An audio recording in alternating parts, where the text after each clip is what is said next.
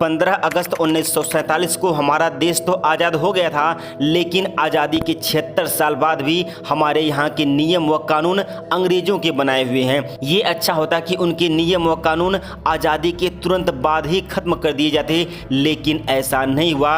हम अंग्रेज़ों के गुलाम थे, ये एहसास दिलाने के लिए उनकी कई सारी निशानियाँ आज भी मौजूद हैं। लेकिन अच्छी बात यह है कि मोदी सरकार का कहना है कि देश के गुलामी के चिन्हों को ख़त्म करके देश के स्वाभिमान को आसमान तक लेकर जाया जाए। इस सिलसिले में भारत के होम मिनिस्टर अमित शाह ने मानसून सेशन के दौरान 3 कानून बिलों को लोकसभा में पेश किया। ये कानून बिल अंग्रेजों के उन कानूनों को खत्म करेंगी जो भारत के लोगों को दबाने के लिए बनाए गए थे, जिसमें सबसे इम्पोर्टेंट राजद्रोह का कानून है। दोस्तों, पीएम मोदी ने 15 अगस्त 2022 को लाल किले से देश को संबोधित करते हुए पंच प्रण लिए थे। उस दिन प्रधानमंत्री ने अपने संबोधन में कहा था कि हमें हर उस निशानी को खत्म करना है जो गुलामी के प्रतीक हैं। वैसे तो पीएम का अब तक जो भी कार्यकाल रहा उसमें जहां भी इस तरह की चीजें मिली उनके नामों में बदलाव किए गए, लेकिन अब जो मोदी सरकार बदलाव करने जा रही है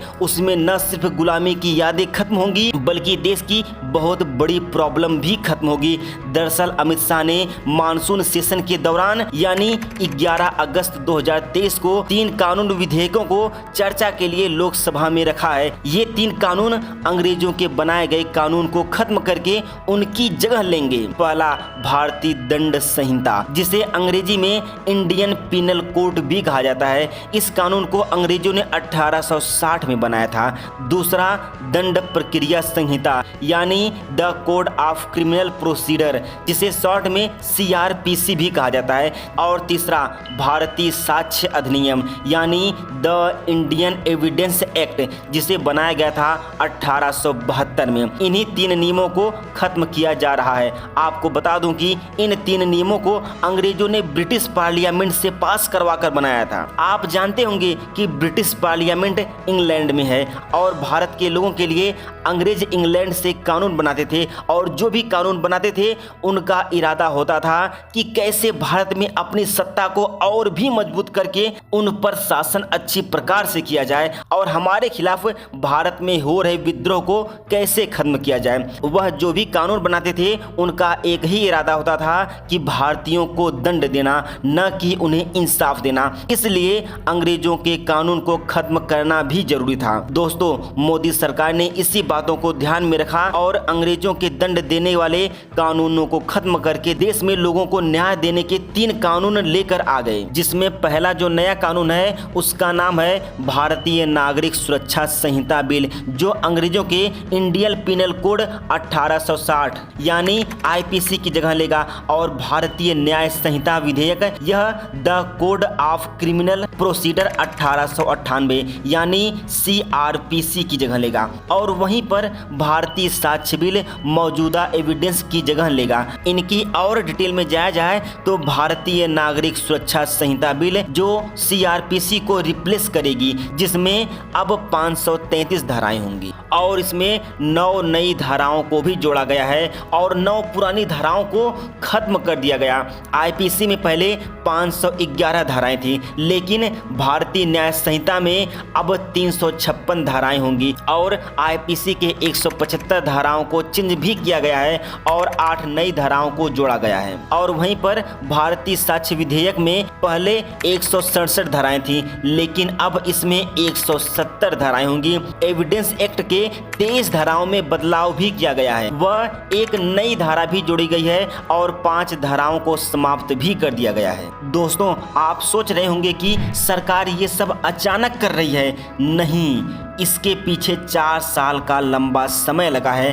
होम मिनिस्टर ने कहा है कि पिछले 4 सालों में सैकड़ों मीटिंग की गई हैं, जिसमें 18 राज्य, 6 संघ शासित प्रदेश, सुप्रीम कोर्ट, 16 हाई कोर्ट, 5 न्याय एकेडमी, 142 सांसद, लगभग 270 विधायक व जनता ने इस नए कानून पर अपने सुझाव दिए हैं। आपको बता दूं कि खुद अमित शाह भी 158 बैठक में शामिल भी रहे। मोदी सरकार ने अंग्रेजों के बनाए गए राजद्रोह कानून को भी समाप्त कर दिया है। राजद्रोह कानून का जिक्र IPC की धारा 124A में किया गया है। इस कानून के अनुसार यदि कोई बोलकर, लिखकर या कोई सांकेतिक तरीके से समाज में नफरत फैलाने की कोशिश करता है तो वह राजद्रोह का अपराधी माना जाएगा। यह एक गैर जमानती अपराध है जिसमें 3 साल से लेकर आजीवन कारावास का भी प्रावधान है। आपको बता दें कि अंग्रेजी हुकूमत के दौरान भी राजद्रोह जैसी धारा का गलत इस्तेमाल होता रहा, लेकिन मोदी सरकार के आने के बाद गिरफ्तारी ज्यादा बढ़ गई है।